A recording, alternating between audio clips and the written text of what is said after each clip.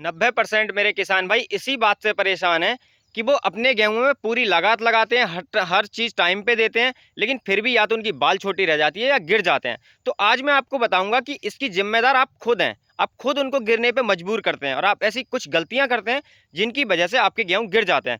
अब ये देखो, ये हमारे पिछाए गेहूं हैं और ये हमारे अगाए गेहूं हैं। आप बाल भी देखोगे ना भाई, डंडे की तरह बाल है, देखो डंडे की तरह। आप देखो दाना, एक ही दाना निकाला आपके सामने, और दाना देखो आप भाई, ऐसा होगा जैसे मतलब मटर का दाना हो।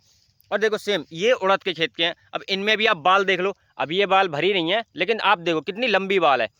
आप अगर इसको नापोगे ना तो भाई मेरे पुराने गेहूं के बराबर की बाल है, देखो टक्कर की बाल है। जबकि ये पिछाए हैं, बस ये पतली इस वजह से लग रही है क्योंकि अभी इसमें गेहूं भरा नहीं है।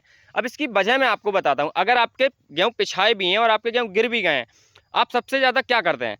आप जैसे मान लो आपने गेहूं बोए, अब गेहूं बोने के बाद भाई आप उनमें अंधाधुंध लगाते हो। आप सोचते हो अरे यार ये भी लगा दो, वो भी लगा दो, बाल मोटी करने की अलग से लगा दी, खड़े होने की अलग से लगा दी, और मतलब हर चीज़ की दवाइयाँ लगाते रहते हो, हर चीज़ के बारे लगाते रहो, पानी अंधाधुंध लगाते हो। तो इससे क्या होता है, आपके जो गेहूं होते हैं ना उनकी जड़ें हो जाती हैं कमज़ोर। अब देखो ये हर एक गेहूं, आप देखो हर पेड़ भाई एकदम खड़ा होगा, बिल्कुल खड़ा। कहीं से भी अगर आप गिरा दिखा दो ना तो कहना। और बाल भी आपने देख ली। तो इतनी लागत लगाने के बाद गेहूं की जो जड़ें होती हैं वो कमज़ोर हो जाती हैं। अब जरा सी भी हवा चलती है तो वो गिर जाती हैं। तो मेरे भाई कभी भी उल्टी सीधी लागत मत लगाओ। और आज मैं आपको एक ऐसा तरीका बताऊंगा, अगर आपके गेहूं गिर भी गए हैं ना, तब आप एक घरेलू स्प्रे बनाना। मैं आपको बताऊंगा कि आपको वो स्प्रे बनानी कैसे है। आप घरेलू स्प्रे बनाना और उसका छिड़काव कर देना, और आप देखोगे कि ना ही तो आपके गेहूं की बाल में कीड़े लगे हैं, और गिरी हुई बाल भी मोती जैसे दाने निकाल रही है। तो वीडियो को लास्ट तक जरूर देखना और अपने भाई के चैनल को सब्सक्राइब कर लेना, क्योंकि चैनल सब्सक्राइब करते हो भाई तो मुझे बहुत मोटिवेशन मिलता है। मैं आपके लिए खेतों पे आके मेहनत करता हूँ, है ना, घर में बैठ के नहीं बनाता। तो आपको अब मैं वो चीज़ बताता हूँ। आपके घर देखो, आप गाँव से हो, जाहिर सी बात है कि अगर आपके खेत हैं, गेहूँ हैं, तो आप गाँव से हो। तो आपके घर में राख होती होगी, राख। और मैं बताता हूँ आपको राख कौन सी वाली, कंडे की राख। लकड़ी की राख कभी इस्तेमाल मत करना। जो पोटेशियम होता है वो कंडे की राख में होता है। अब कंडे की राख को आप ठंडा करेंगे। मान लो आपने खूब सारी राख जलाई, एक जो 1 बीघा के लिए लगभग आधा किलो राख, 1 बीघा खेत के लिए आधा किलो राख होनी चाहिए। अब उस राख को आप क्या करेंगे, रात को फुला के रख देंगे पानी में। आधा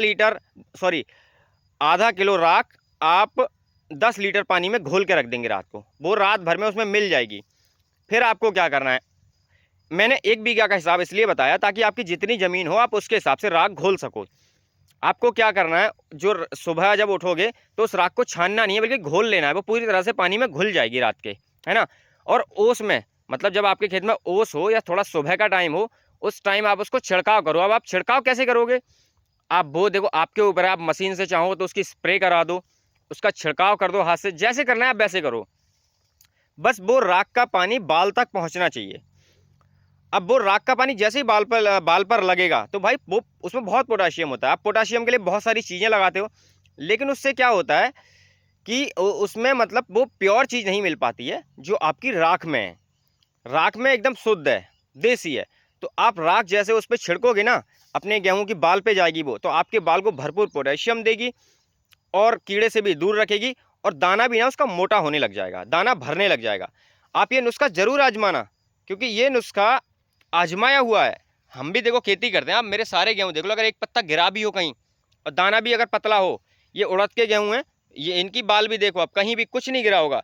तो ये देसी नुस्खा है, हम खुद आजमाते हैं और इसके फ़ायदे भी हमें मिलते हैं। अगर आप सही तरीके से करोगे तो आपको भी इसके फ़ायदे मिल सकते हैं।